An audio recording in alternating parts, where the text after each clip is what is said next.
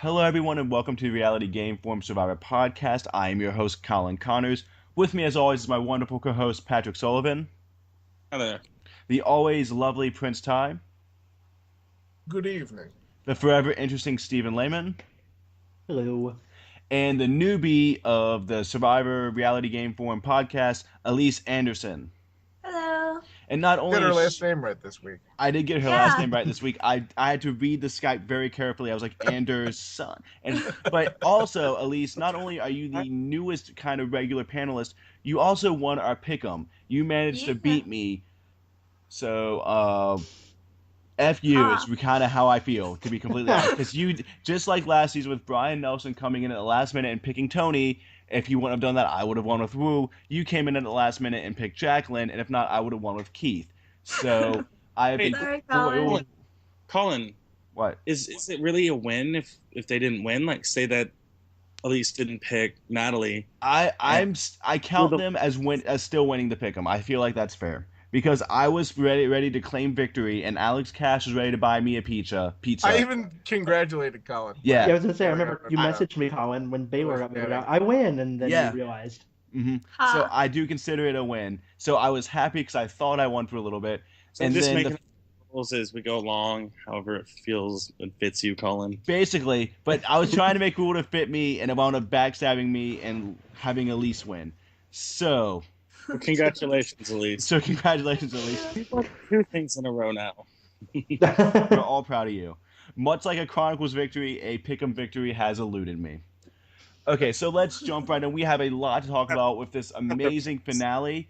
I just want to jump into the very first thing that happened, and that was Natalie and Jacqueline fighting. And I know it seems kind of redundant going over this stuff because we already know the complete outcome, but we can still talk about how it impacted the game. Yeah. I was not expecting Jacqueline or Natalie to go to blows like that at all. And it really got me thinking that there was no way in hell Natalie and Jacqueline were going to work together. What, did I miss something good? Oh, and Patrick missed the first 45 minutes of the episode because he is a professional. Yes.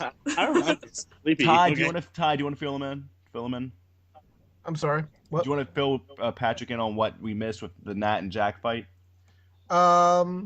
Essentially, Jacqueline was pissed off that she was left alone with not even a uterus to comfort her. And Natalie said something about John because she was all excited about her John revenge. And it was on, like fucking Donkey Kong. And Jacqueline got very angry.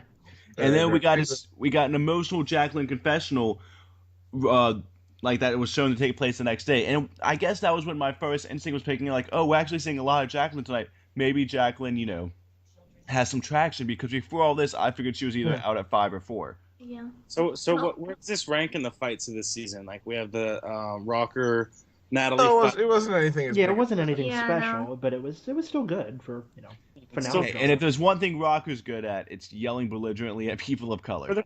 the conversation, I nominate the Rocker Natalie fight as being the best this season. Yes. Oh, I agree. I Yeah. agree. So, you see a lot of Jackie, and then we get to the reward challenge, and the reward is simply an advantage at the next immunity challenge. So I'm going to ask everyone here how they feel about winning advantages and how they feel about winning an advantage when it's not even for the final immunity challenge. So Ty, go ahead. What's your thoughts on it? Do you think that's cool? Oh, I Do you thought it think was it's fun? fucking filler. I thought it was filler. I want the fucking car challenge back. I want someone to win a fucking car. Period. End Yeah. of discussion. I mean, don't get me wrong. I suppose it was. No, I can't even lie. It was not interesting watching Keith practice the challenge, and it also made the whole fucking explanation of the challenge fucking redundant. I like the 'Cause Rocky. Keith fucking explained it, I and like then the Rocky we got the montage of Keith practicing. I wanted Eye of the Tiger playing in the background personally. Oh, sure. Well, it would have been interesting there, or they could have had like the Karate Kid. You're the best around. Keep you down. I could have even gotten behind a Keith win with that, but actually no, that's not true. That would have been terrible. Well, Keith was like invisible basically all episode compared to everyone else. Like him and Baylor. Well, yeah, true enough. But So I don't know. It was What just do you So you don't even like the idea of the challenge for the advantage? You think it's just filler every time, No, kind of useless? just have the fucking challenge. frankly, was my You thought. know, they could have spent that time doing the Rite to passage. Yes. Yeah, Yes. Yes. I And love Probst- rites of passage. And I It's a actually nice agree. way to sum up the season. I do want rites of passages. Probst says no one likes it, but Probst also still thinks Redemption Island is a good season. He So said we it's a need some classic peop- season on top So of we that. need people on the was a street great or season, little Rob. kids. We need people on the street or little kids to go up to Probst and be like, "Hey, bring back rites of passage," because that's the only thing he listens to. I think the most troubling thing was Probst actually said that they didn't even shoot one this season. They didn't even bother to shoot a rites of passage. Well, So Yeah, because it- the other ones they shot it, but they didn't. Right. And you can like watch it Redemption Islands online. was online, and South Pacific was shot, and so was Blood versus Water. But from that point on, I don't think we've really had rites of passages, and it's That's just sad. disappointing. It is very disappointing. But Steven, what do you think of the idea of challenge advantages as a whole? Do you think they're just bullshit filler? I think on the whole they don't really mean much. I mean, you saw in Philippines, Malcolm got one for a challenge. If you remember, it was the one in Micronesia where if you drop the ball, you're out, and it just gave him a second life. But chances are, what's the challenge like that? If you screw up the first time, you're going to screw up the second time. So yeah, I do think they're filler essentially. Well, in a way, I mean, Malcolm may not have won that one, but every time the person has won that reward challenge, the advantage, I believe they went on to win that immunity. So why not just have the immunity challenge? That's actually not the case in Exile Island. Okay, Terry, but yeah, that wasn't that wasn't so much an food. advantage. Yeah, of that was like some spaghetti. Yeah, I mean, It was it's still something, which is more than you can say RS and Danielle got. But I feel like the advantage is just for filling time that could be put to better things, Okay. like the rites of passage. I agree. because I don't know. I don't know if I should be speaking about this since I missed the first 45 minutes or whatever sleeping, but 3 hours of Survivor is a lot in That's one true. night. That's true. Yeah, it is. If you can shave off 30 minutes, then it's no big deal. Well, and if they're not gonna do anything productive with that 30 minutes, then yeah, they should cut it. I just think I'm with everyone else. The challenge advantage. Normally, the person who wins it's gonna fucking win the challenge anyways. Besides Terry Dietz, spaghetti, and Malcolm having like old people hands because they always shake. Like Malcolm wasn't gonna win that challenge either way. Was Malcolm still going through alcohol withdrawals? I believe so. Elise, do you have a differing opinion from us? Because I actually didn't think we'd all be this united, but we seem to be very united with this. Yeah, I mean, No, I don't really like challenge advantages. I think, especially this episode, I noticed, I think it ran 15 minutes into the reunion that we could have spent, talking to Dale and Kelly or more early boots. We didn't even talk to Nadia, and she's the sister of the winner. So. Oh, when I like challenge advantages is when they're sold at an auction. right. That's Yes. Yeah, I agree. That's fine. That makes I agree. sense. That's different, but in a way also because it's the final challenges. It's shit. Okay, It's been wasn't even playing field. Yeah, I wasn't good at playing Bakugan or whatever the hell this one challenge was. So now I have a disadvantage when I'm playing Pin the Tail on the Donkey. This is shenanigans. Yeah. Now, I did want to talk about Probst being live and him talking to people because what I said to Steven was, I hope he does all this. That way we don't have to talk to any actual people during the reunion besides the players. Oh, so if he gets that out of the way, that's okay. Yeah, and Steven was like, I bet he's still going to do it, and he still did. And not only that, live Probst made it so we started 15 minutes late for the reunion. So real quick, yay or nay on live Probst? Did it bring anything to the table? No. I mean, it was nice to see that Make-A-Wish kid. Yeah, the Make-A-Wish Okay. kid Yeah. was very sweet. The I like Make-A-Wish that. kid, I If they think... had stuck to, but let's put it this way: I didn't need to fucking see a plate of bacon and eggs. I was just fucking hungry. Yeah, and like, made me want this to is go what to you this get. part of the episode to eat something, Yeah, it was like, which I did. Which I did. Yeah. Oh, I love the Make-A-Wish kid, but I think they could have given him 5 minutes at the reunion. Absolutely, that Yeah. would have made sense. Yes. The same way that they'd go and talk to Cochran or whatever, they could have just went over, talked to the kid for a few minutes, and then gone back to talking to the actual players. So Or I'm saying no to live probes. I was saying yes at the beginning of the episode. Now that I saw what it did, no more live probes. No more. he did it in Cagayan, It's too. never going to go away, though. Yeah, because that's what the fans on the street want, Colin. You got to remember. We need to We have find to take a field trip to Jeff Probst's house and just make Let's a go list to New York of or the LA, and we can do that. The time would be better spent him doing some epic skydivings. Right, like he did in Vanuatu. He rode the jet Yeah. skis. And... Yeah, to the final or whatever, to the I reunion. missed Yeah. that. And this can't be Probst. That would have been nice. That would have been nice. One of the subtitles I did want to say for this finale, though, was fucking little kids. And that applies to how we consistently saw little kids in the reunion. And then how Jacqueline was on Exile Island crying about not being able to have kids. I know. Aw. I don't think that was a need nice that money character for development it. moment. Well, that's the thing is we got the character development in this moment to justify, I think, her second place because it seemed as if the editors, up until last episode, were like, "Oh shit, Jacqueline gets second place. We got to do something." Yeah. Yeah. Well, she had some storyline going at the beginning of being like the underdog girl at Cleopa when they were voting out the women, but they really didn't materialize. So I don't know. I feel like the She did editor have the sort of dropped the ongoing. ball. She did have the ongoing storyline of being John's brain. Right. Yeah. I mean, True. after Jeremy got voted out, it was pretty much shown that John was a dumbass and couldn't do anything on his own. Right. And Jacqueline was Then the one she who got was that making the storyline. decisions. And she had a nice episode tonight. I mean, She really shrugged off and- falling off that pole, and Oh, like yeah, Probst that was was- like, "Oh my God, are you okay?" And she's like, "Go fuck yourself," and then looks down. That was Yeah. great. That was That was hardcore. music. I loved it.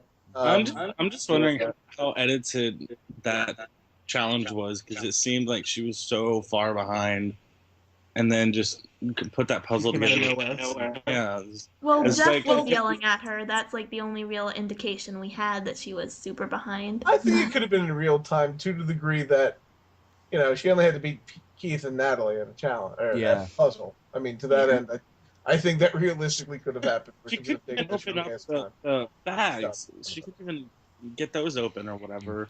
But then she got her Yeah. second magical wind. Sure.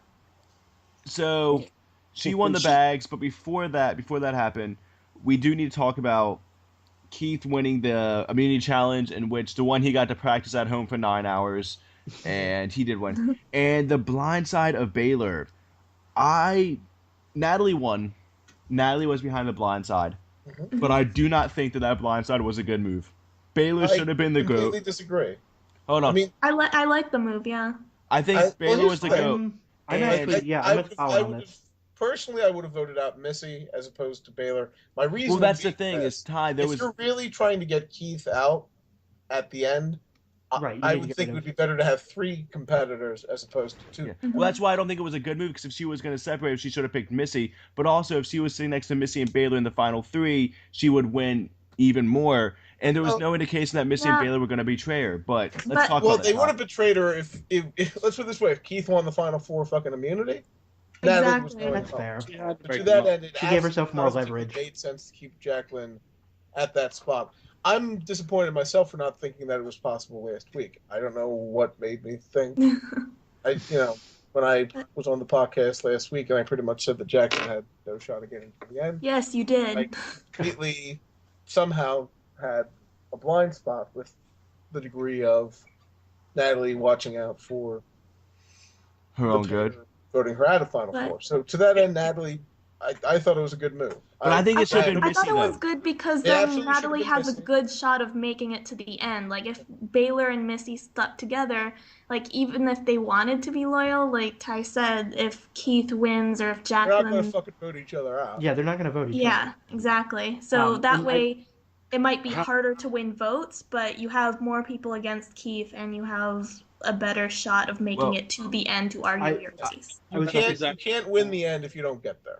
right. Yeah. That's I will exactly- say this, Ty, you did persuade me a little bit, but there was no goddamn reason it shouldn't have been Missy. No, absolutely. I mean, No. here's the thing. Don't get me wrong. I would have honestly imagine if Baylor had been sitting there taking reads. Oh, that would have been Just good. fucking imagine. Oh, that would have been so juicy. I'm slightly excited at the idea. Me too. Perfectly honest. But overall, the idea of the move still made sense.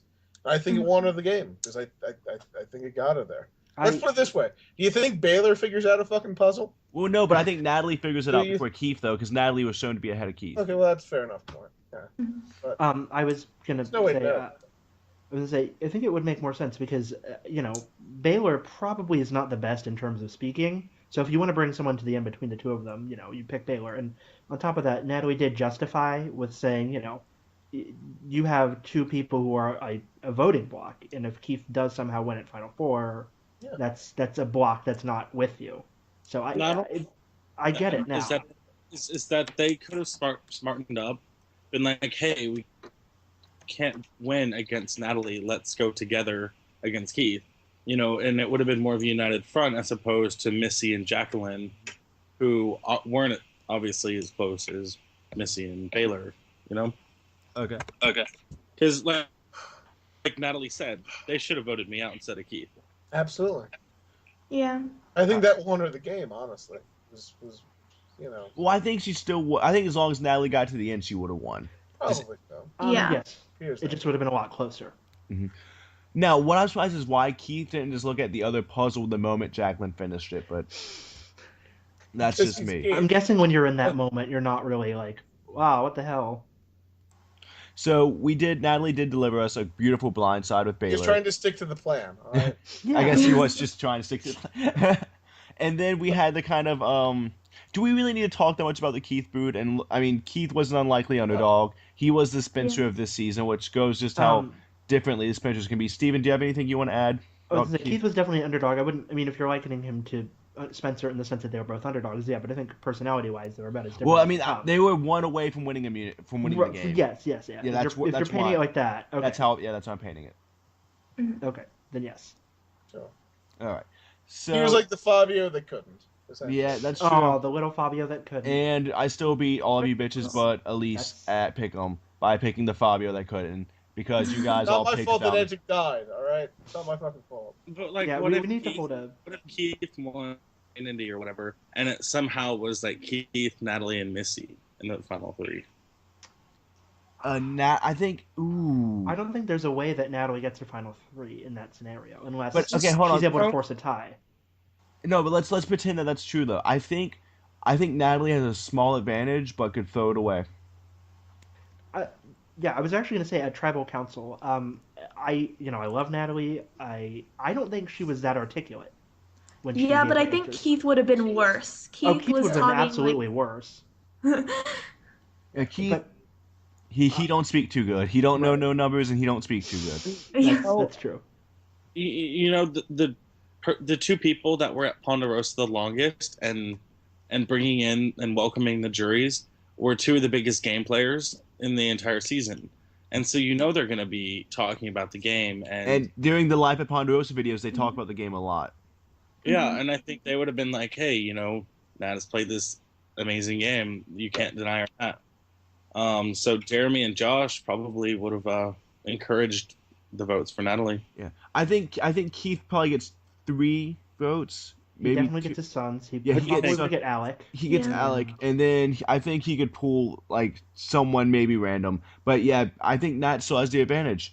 So why was Nat not edited that strongly? Is it because Jeremy was her voice, and then when Jeremy left, she got her own voice, which I think that was a theme this season, I definitely very much think with that's what John and we're This Jack. was a weird season I was for gonna say- editing. Yeah. Like, We're referring to Yeah, Natalie's it's a overall very edit. strange season for editing. Because if we were to believe the editing, Ginger Post Gay merge. fucking wins. Ah, God Pre-merge damn and you, Alex. no, By the way, pre-merge. I'd like to think that Alex dead face throughout the final tribal council. Oh, that In was fact, great. Ginger Gay That was found a way funny. to kill his soul, and it was just his empty vessel carcass sitting there. At the end. And he was going to use the soul for his bidding later. What I was Yes, going to say yes, he will. about Natalie's edit this season, I think it also matters because she and her sister were such large characters on their seasons of Amazing Race. So the viewers who were going in knowing who she was were not necessarily the biggest fans of her. So I think to the extent that they had to tone her down to some extent. Because I feel like if they edited her to the full extent they could have, she would not have been as likable as a winner. And apparently she curses a lot. She does. yeah. That they couldn't use so much footage from her because every other word out of her mouth was fuck. That's fucking awesome. That's awesome. Now, does anyone else want to comment on Natalie's editing or the editing overall this season? Because it was Edgic is dead. Yeah, can we hold a vigil for Edgic? Edgic is dead. And Now, talk about this though. I think I'm just comparing it to those who watch Amazing Race. She was very polarizing with her sister. Yes. That they were really annoying and really irritating, and a lot of people came in with a preconceived notion of her. But I think she got a lot of fan support at the end, and that has to She do did the best game. At the end of the day, I think by and large, any informed Survivor fan votes for, or once the people who play well to win. I mean, generally speaking. I mean, I know the comment came up earlier in our family chat where people were bitching about how, America loves the gay couple, which, I understand some of us have to be counterculture and can't like the gay couple because, you know, Missy has an old vagina and we have to ship that. But Right, Steven? but at the same time, I would think that they were popular because it was shown that both of them knew the game. Both of them Yeah. were playing the game. And frankly, if we're watching Survivor, which is a game, and we don't like the game, then what's the fucking point of us watching? We should be rooting for those people because those are the people at the end of the day who are like us. So Natalie played a good game. Yeah. And to that end, she should have gained support as things went through because, frankly, she was playing a better game than Jeremy. I never thought Jeremy was playing a very good game. He was just loud and big and there. And sure enough, he bit it early. And at the reunion, when Jeremy had this idea, like, oh, these people are the non-players, I'm like, I want to be like, Jeremy, they all last longer than you. And there really is a strategy of being under the fucking radar, which clearly, as someone who says he's watched a lot of Survivor, has never picked up on, but a good deal of Survivor winners have been under the radar winners. Jeremy was a poor man's Jervis. Yeah. I was about to say, my gripe is when people say they're not playing the game. Well, they're still in the game, so they're playing it in some capacity. I mean, they're not being flashy about it, certainly, but... Well, to be fair, was Baylor really playing the game? Baylor wasn't. I mean, but Sandra Diaz tried. By and large, for not getting rid of them. If you are playing the game and you keep all these people around, then like that's on you that you're keeping them. If you only vote out the strategic people and there's only 2 strategic people left, and then the dumbasses turn on you, that's just as much your fault as it is. Absolutely, right? Exactly. And if you say they're not playing the game, well, they made it further than you, so that's. Yeah. They brought up a good point in the finale, though, about Keith not being a big super fan or whatever, not knowing how to play the game. How that makes it more difficult because he's unpredictable. Yeah. Right. So if you're dealing with people who, like, you want to think 2 steps ahead of, or 1 step at least ahead of a person and what move they're going to make. But you can't do that with someone who doesn't know what they're doing. Exactly. You know? People who are too stupid are a liability. You're better off just dealing with an intelligent mute. That's your perfect ally. They can't talk for themselves at the same time. Now, I am going to switch this focus on because the interesting thing about this season was the editing, and I feel like we haven't done enough discussion of it. What do you guys make of this notion of Survivor having these big characters, but unlike, the Phillips and the Brandons, showing us these big characters like Josh's and Jeremy's, and then having them not win? Is this going to be a future trend, or are they only going to do that for this season? I think it's been a trend for a while. I mean, you have, people who look like, very good, Tony rocks. fucking won. Yeah, I was going to say, you have a Tony win.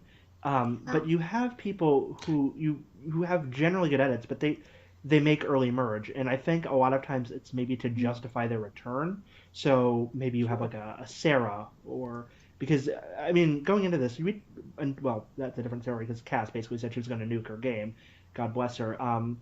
But I think it just depends on the season and the characters you're assembled with.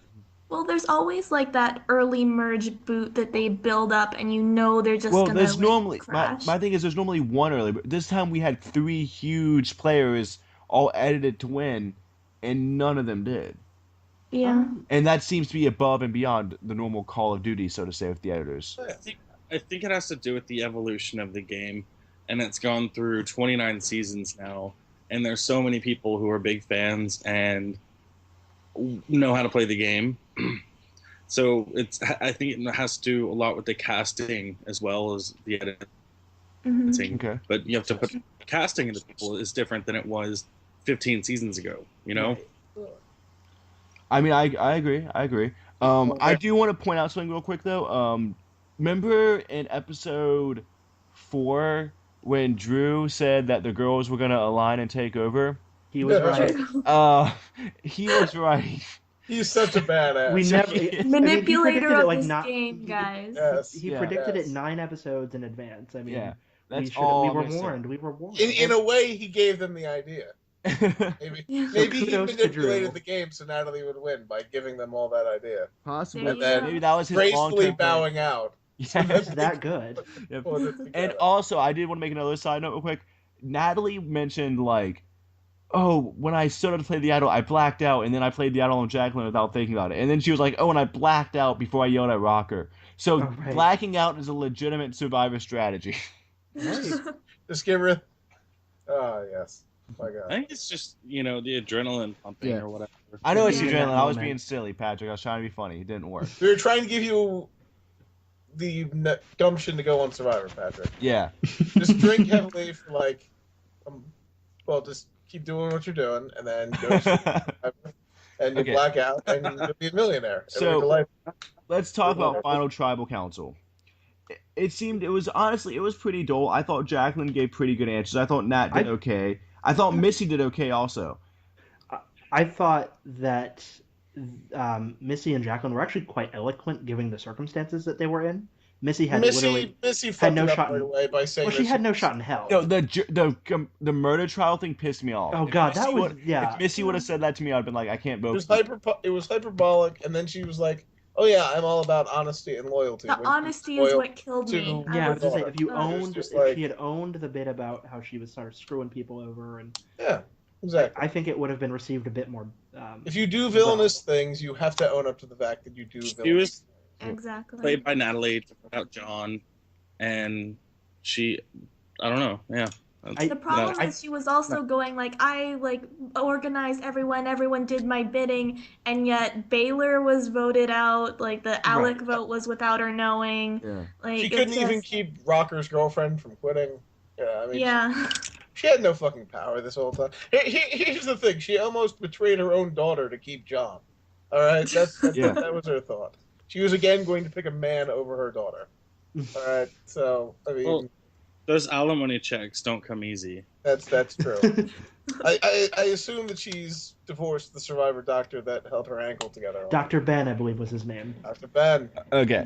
Ben. Now, we also did have two, what now seem to be staples of Final Tribal Council. We had the bitter juror being, dramatic, and we also had the juror that doesn't speak to any of the members of the jury, but, speaks to the jury themselves. This was the Spencer, this was Eric, this was Jeremy this season, being all like, Nat ran this shit, y'all.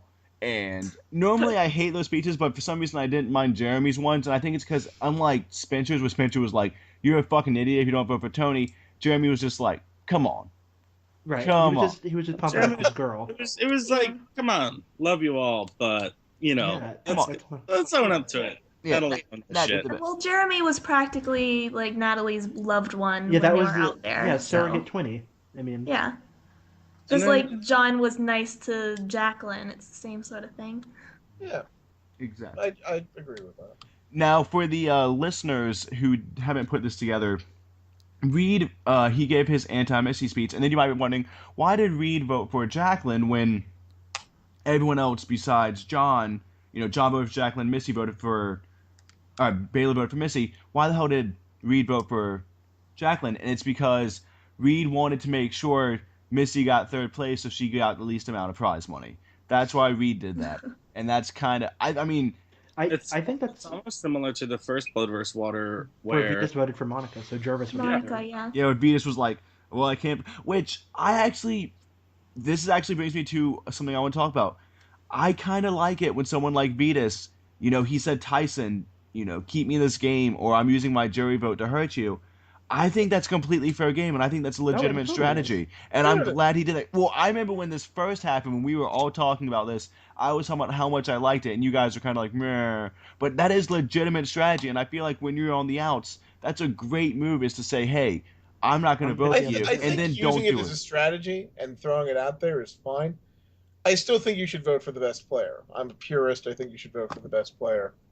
Although in a situation where it's not going to fucking matter, I'm totally okay with you making sure that bitch Well, but see, Ty, if Vetus does didn't not vote, get though, second place. then money. that means people would never take that seriously, which is why I'm like, honestly, if I was out there and said, hey, listen, Boss and Rob, save me one round or I'm not voting for you, okay, I'm voting for Natalie to win now. Well, I think Yeah. that affects more if you play a lot. Like if Vetus comes back for All Stars, then it has more weight. Or like Yeah. playing orbs all the time, it's like, hey, I will always be bitter, so then it means something. But just for one game, I think it's better to vote for someone who you want to win, unless, well, it kind of ruins for Final Three because then it's like you have to think of who will get second place. Mhm. But Also, here's here's the the annoying thing for me. If I'm running a tight ship and all of a sudden, I mean, what the fuck am I supposed to do? Blow up my entire fucking game because you're one fucking vote?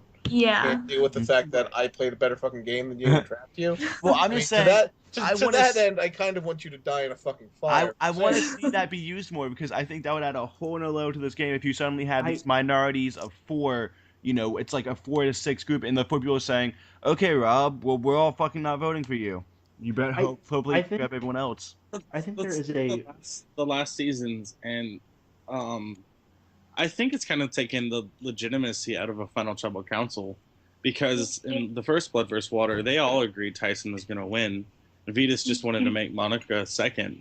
yeah. And then Vetus, this one, good job, Vetus, first and of all, for doing that. this one, I think they all knew Natalie was going to win before in Ponderosa, but yeah. they just wanted Missy to be third. And so To be does fair, I think Final I've Trouble been going back for a while. I think the Council jury, sway anybody? most of the time, the jury knows what the fuck it's going to do before. They know, but I mean, Yeah, if I don't know, is it a waste of time? Should they just vote? I mean, Nah, I mean, No. I understand what you're saying, Patrick, but I'm kind of like I understand why they do the Final Tribal Council, and I do think people can be swayed. It's just really, really, really hard to sway them. Now, Yeah. let's transition to wait, can I just take a poll? okay. Since we've all played orgs and stuff, and we've all been on juries, has anyone ever been swayed in the Final Tribal Council by their speeches? Yes. I believe I have. I'm a noob. I haven't been on a jury, but probably yes. Um, How very subtle of you. Good God. I said I'm a noob. Just dropping that out there. I'm gonna say jury speeches have had me like lean more, like let's say in Lost Kingdoms, Patrick, I was leaning more towards Vlad, and then when I saw Jake shit the bed, it 100% put it on Vlad. Like I've had jury speeches. I've had Basically people lose. solidified. I've had people lose my vote based on their jury speeches. Yeah, I think it's bigger in extreme cases. Like if you're already voting for someone, unless they completely bomb and the other person completely owns it, then it's not going to make a huge difference if they're close. But if there's a huge difference, then it can affect it. I guess that brings to mind Amanda Kimmel. Right. Yeah, Yeah. true. So I want to go ahead and talk about something which, this is kind of almost like an elephant in the room when talking about the juries. I actually think if the jury is bitter, it is the people's fault who are at that final tribal council. Oh, it totally is. And I Yeah. really, well, that's Steven, you say that in particular, and you're the same person that's like, oh, I hate Reed's speech, Well, blah, blah, blah. I just don't Hold on, enjoy. I just don't like Reed. let There's me- a difference. Let me finish. Yeah, So- because he hates old women, which you love. So, It Yeah, is understand why you perfectly okay for juries to be bitter. That is part of the game. And if you're playing Survivor and you do not realize this by now, you are a absolutely fucking idiot. And on top of that, all the Baylor hate is also completely okay because apparently she kind of was a spoiled brat around camp. And there's nothing wrong that if someone acts, mean in a certain way that you can't be mean back to them. So I don't like this idea of Baylor being seen as a victim. And I thought it was hilarious when Reed trashed her mom and Baylor started crying because that's how sheltered Baylor is, that she's not used to having I really thought his speech was clever. I mean, is it like this? I mean, is it as monumental snakes as and like rats. the fucking snake and the rat? No, No. absolutely, positively not. Nothing ever will be. But was it a nice speech and an otherwise fairly predictable and fairly mundane questioning? Yes, it was. To me, it was a bright spot, and quite And frankly, for me, Baylor's what I liked is that tears made me feel a little bit of joy that they were getting Yeah. their comeuppance for. Because let's face it, most of the game it was just Baylor kind of being bratty, somebody calling her the fuck out on it, and then Missy being like, "Oh, you better not talk about my kid that way." I hate, and that speaks to a whole, thought process on shitty parents who are saying, "Oh, well, don't tell my kid what to do or whatnot." Although at the same time, if the mother or the father had gone and told their kid what they should or shouldn't do, maybe this wouldn't be a fucking problem to begin with. Maybe that's why somebody has to fucking say something to your kid. Elise, Because- Elise, What? I was just gonna say what I liked about Reed's speech is it wasn't like he started out by complimenting Nat and Jacqueline's game, and he seemed pretty even on both of them. It did sound like he knew Nat was gonna win, but he thought Jacqueline did a good job too, and that's when he went into Missy because it shows that Jacqueline, he was never on the same side. Jacqueline voted him out, but at the same time they got to know each other. They had that bond despite being on opposite sides most of the game, whereas Missy, he completely just went out on her, so it just shows Missy's game really, because it seems like she would have had a chance to get to know him. Did anyone perspective on Missy changed a little bit? Because I didn't know she was so much like that around camp. The stepmother. You had to know that she was somewhat abrasive towards people. I mean, Yeah, she shit on Dale thing. and Kelly. She shit on Keith for a good long while. I mean, she behaved that way. She very much behaved that way towards a lot of them. Is it the protective mama bear, or is it the helicopter parent sheltering her child from anything in the outside world? I think it's a little bit of both. Exactly. Yeah, Exactly. it's A little both. bit of both. At the end of the day, do we think it's even plausible that someone who's been divorced 3 times is the single, best mother ever? Obviously, there's some flaws there, and they came out. They obviously came out. Yeah. All right. And it was hilarious. Well, coming from someone who does have an evil stepmother, Yeah. She can go fuck herself. Now, before we are starting to wind down discussing the season, and I didn't want to bring something else. Exile Island. First off, I didn't like using it in the last episode. I'm like, okay, it's day 38. Don't filler. Yeah, don't go. Just fuck it. And if Joe Post was go to Exile, I'll be like, it's day 38. There's not gonna be an idol there. Why am I going? Fuck you. Mm-hmm. Now, Exile Island this season, good or bad? Talk, my people. I'm saying it was bad. I think it was a waste of time. He was we're getting rid of Redemption Island duels. We're going to waste 20 minutes on Exile Island, or we're not going to even show it at all, like in the case of Wes. Even go. What I was going to say is that when your options are Exile Island or Redemption Island, I will take Exile Island any day of the week. Absolutely. I actually liked Redemption in Blood versus Water, though. That was the one time I didn't completely hate it. I agree. I hate the idea that somebody can win when they've been... It ruins the finality of the vote out. Yeah. And that's what my problem is, because it's no longer your tribe has spoken. Well, let's talk more your about tribe Exile. has spoken, right. If Ozzy had won, I would have never watched Survivor again. I'm sort of in that same boat as well. Let's talk about Exile Island. This season, Exile Island. Elise. I don't know. I think it was kind of a waste of time. Normally, I agree with you all about the Redemption Island, how it's it ruins the vote out, but I actually liked it for the first, the pre-merge of Blood versus Water, just because it got to... And that's an argument I'm willing to accept. I like that argument. But Just anyways, Watching Exile loved Island. ones send their loved ones to Exile But Island. yeah, Exile was... I don't know. I didn't particularly like it. Nothing's ever going to beat Coach on Exile, so I don't see why they had to bring it back. See, Coach's Exile journey. That's my point, is that Exile Island reached its peak in Tocantins because it gave us some more strategic dynamics with 2 players coming, from different tribes, and made it more interesting that way. Yeah. And I think that's why it really reached its peak in that season, and they haven't brought it back since. So I think they should do away with that, personally. Is it time for Exile Island to be voted out of the island? As much as Redemption Island, yeah, get rid of it. Yeah. Or I mean, this also has to Token with idols and how easily found they are nowadays. I would love to see a season without fucking idols. Please, God. It's not going to happen, but I would love to see a Micronesia where you have to cross the ocean 16 times before you can find... well, it ruins the suspense if it's just the first person you send to exile, they're going to get the idol. Right. Also in Gabon, where they had the exile, that was a hard thing to do, and Sugar found the idol, right? Mm-hmm. And the attorney guy couldn't figure out what was it Stanley Crater was? Yeah. He's like, I was a sandy crater. Well, that means it's the ocean here, right? It's this lake.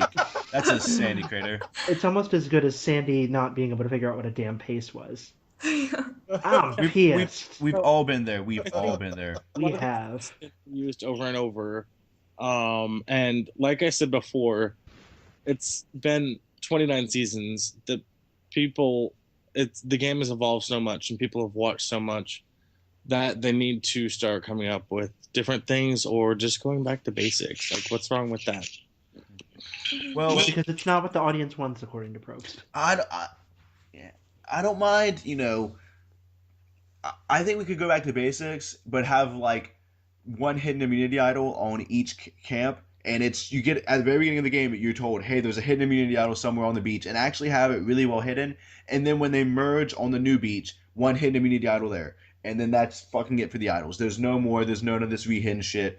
18 people, 2 tribes of 9. I think that could be fun, and Medallion of Power. The 3 tribes. I love 3 tribes. Yeah. For 3 tribes. And 3 tribes, 1 world. That's what we need. Well, then they'd all have to be like different races or something, because no one could tell anyone apart in the beginning. Right. I don't know. I don't think with that as an audience. We can separate them by race. I don't see how that could go wrong. Yeah, I like. It's not like it would play out to stereotypes, caricatures, and boring edits. Yeah. So before we start doing our final rankings of this season, does anyone have any soapboxes they would like to stand on? Anything from tonight's episode that they just have to get out? What? I'm gonna miss Edgic. You're gonna miss Exit if I could speak. Yeah, we all will.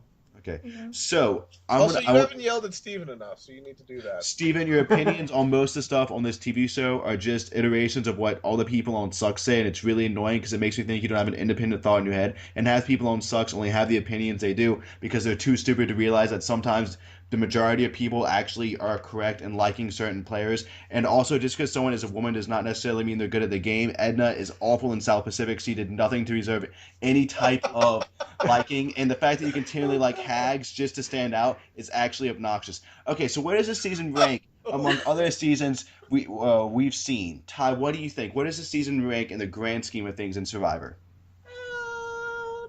Middle of the pack, maybe a little bit above middle of the pack.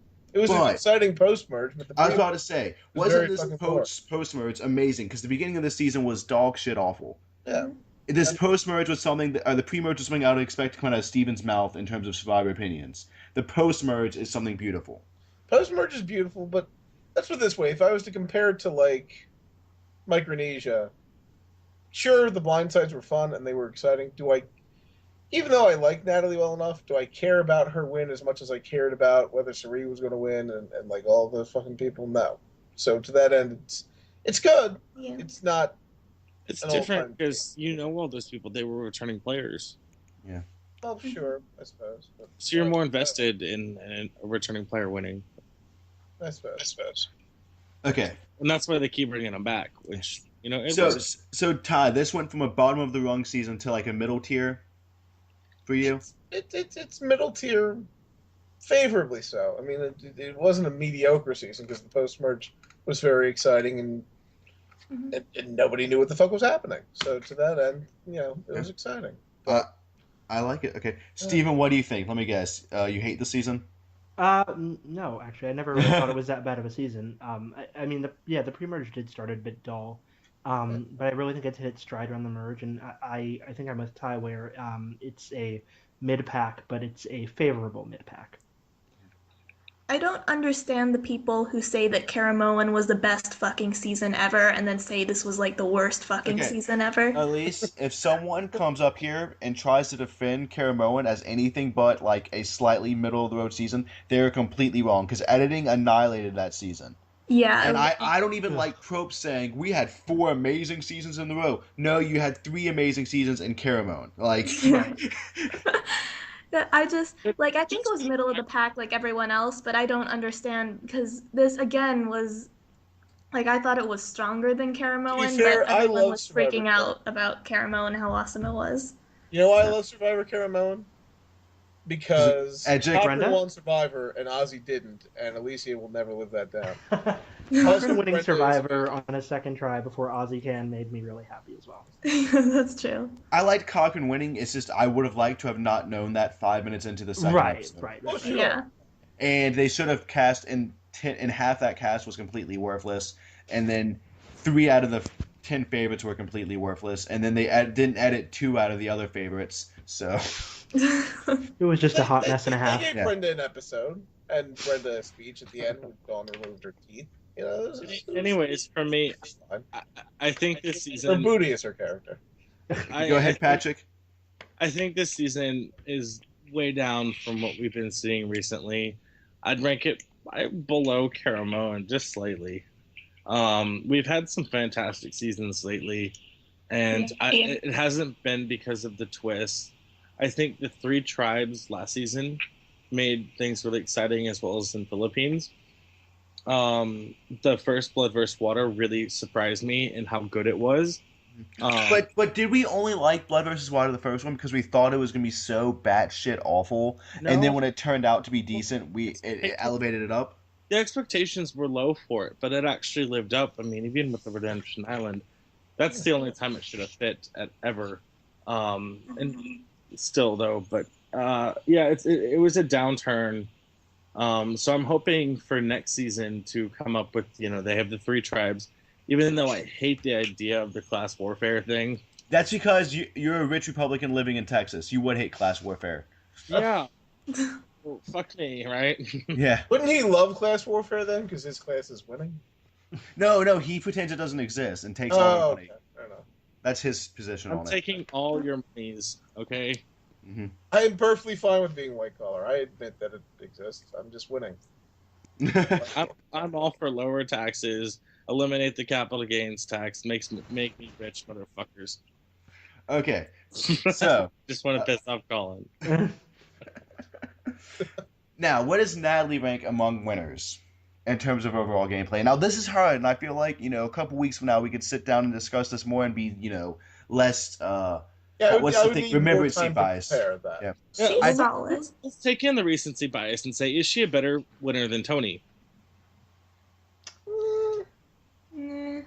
She's a different type of winner. No. Yeah, she's a different type. Ty, what you just said was correct. She is a completely different type of Tony, or a type of winner, and it was a completely different game. Here's the thing. I relate more to a Tony winner because I would play more like Tony because I can't possibly... I just literally cannot hide under the radar. I've tried to. It doesn't Here's fucking work. Is that a fat joke? Between our jokes. No. Jokes, their games, is that I think Natalie was a ballsier player, and it paid off. And a lot of it was not, stick with the plan, shit like that, all worked in her favor. Tony had a lot more control. So if you... Well, I think Tony had balls too. Tony always being like, look at all my idols, bitches. Tony had a lot of balls, yeah. Yeah, but Natalie just made... Natalie had to take more risks. That's the thing is, Tony was protected in his risk-taking by knowing if shit goes sour, I still got at least 1 or 2 rounds left in me because of my idols. Yeah. That's true. Natalie, she played her idol in someone else in the Final 5. She voted against her, the wishes of her alliance and everything. She made more ballsy moves than Tony did, but she didn't have the complete dominance of her alliance that Tony did. So it's 2 different beasts, I think. Okay, that's a fair assessment. Does anyone have any kind of place where we can place Natalie? Because I'm placing her, either slightly mid-tier or upper tier. That's kind of where she's seeming with me. Yeah, that's sort of where I'm at too. Off the top of my head, that sounds about right. Okay. I don't know.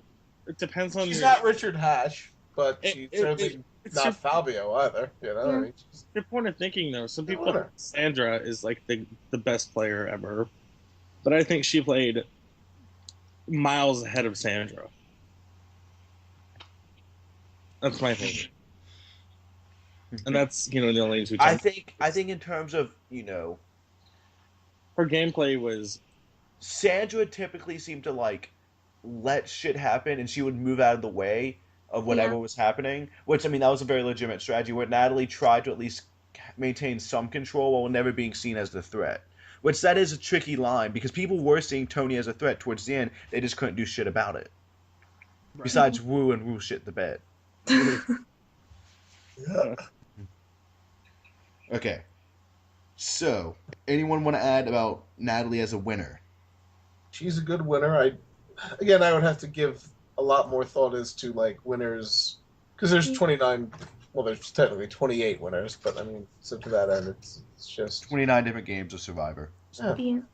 It's really all personal preference, though. And it's also hard to tell sometimes because this had a really weird edit. Like we didn't see her for a lot of the beginning of the early merge and the pre-merge, whereas like Tony, we saw a lot of him. Yeah, we saw him all the exactly. time. So it's hard to gauge because she could have been playing an amazing pre-merge game and we just would never know. And to be fair, she probably was playing a good pre-merge She game. couldn't stop playing. Jeremy was the figurehead of that tribe, and she was obviously in good with Jeremy. So to that end, she clearly knew what the fuck. Let me throw this out there, though. I think her game was more interesting to watch than a Kim Spradlin or Boston. Oh, absolutely. Oh, of course. Very much more interesting. And I do want to go ahead and say it doesn't make her a better winner, though. when it comes Yeah, to it doesn't make a better winner. Those two people had complete control over over zombies. They turned people into zombies, literally. Yes, but her playing was much more enjoyable to watch. Oh, absolutely. Okay, and when it comes to editing, I also want to point out when there's the whole Natalie telling John to play his idol. Apparently, through exit interviews, it has come out that Jacqueline told him first, and then Natalie was kind of like, do it. But yet, we were only shown Natalie. And that's why Natalie was going to win over Jacqueline. But yeah, they justified her saying it versus... Yeah. So, I mean, we don't really know yet from the edit. I'm assuming as we hear more, we'll learn more where to place Natalie amongst the other 29 winners.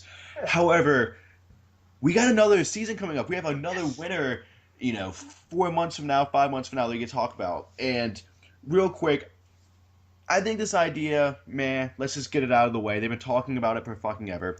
And I just want to point out. It seems really tasteless in the wake of Ferguson that they're having a white-collar, people with power, people with no power season. I understand that technically it's not right around racial. They filmed this way before Ferguson, but... Did they? Yeah. Yeah, oh yeah. It was right after San Juan del Sur filmed.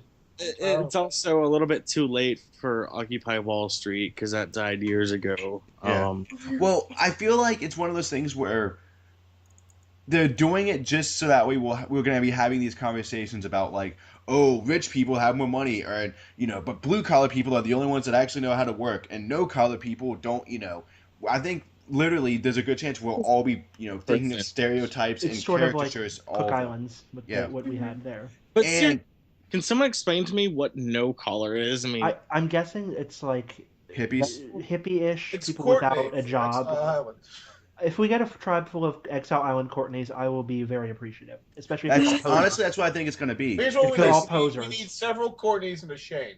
Yes. Because the blue collar tribe is going to be like the rednecks and like the salt of the earth people, and the white collars are going to be like, oh, my daddy invented toothpaste, so I get money.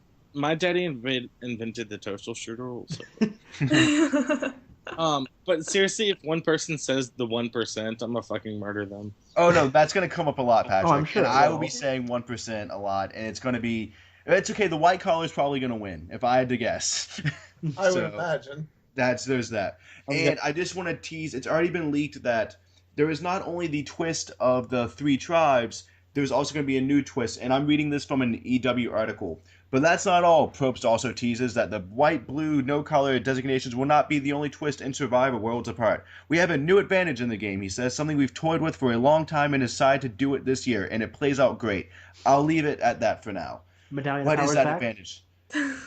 I think the Medallion of Power is back, everyone. It said it's a new thing. I mean, he also credited Exile Island as something new that they wanted to try. They said the Tyler Perry idol was new. Right. Yeah, it was the Tyler Perry idol was new. I don't know. Maybe he's gonna put them all in professions or have people in professions that are. He's like, okay, you two people in the blue collar tribe, you're the cowboys. You two people from the no collar tribe, you're the cowboys. Okay, the white collar, you're the astronauts. Right. Oh, that'd be great. By the way, fuck you, Aaron, for professions. For those of you who don't know, that is a reference to something that goes on in our org community. It does. All right. We've been talking for over an hour. It is now, 6 a.m. in France, Elise? Yep. Yay. Oh my gosh. You are a trooper. I think Elise is some kind of robot or something. Elise probably is a robot, and I would vote her out because she's a girl following in the wise footsteps of Drew. And Drew was right. And I think that is the perfect note to end this last podcast of this season. We will be back next season. We already have a new logo up. It's an eagle because we're all birds. We're going to have a website up. It's going to be fantastic. Right, Patrick? Absolutely. And Elise, I think it's time to go plug yourself in and recharge for the next day. All right. So I want to thank everyone for coming on. I want to thank you, Patrick. I want to thank you, Ty. I want to thank you, Stephen. I want to thank you, Elise. I want to thank the other panelists that couldn't make it tonight. I want to thank everyone for putting up with my shenanigans this season as my schedule has been messed up. What? Buffalo chicken pizza.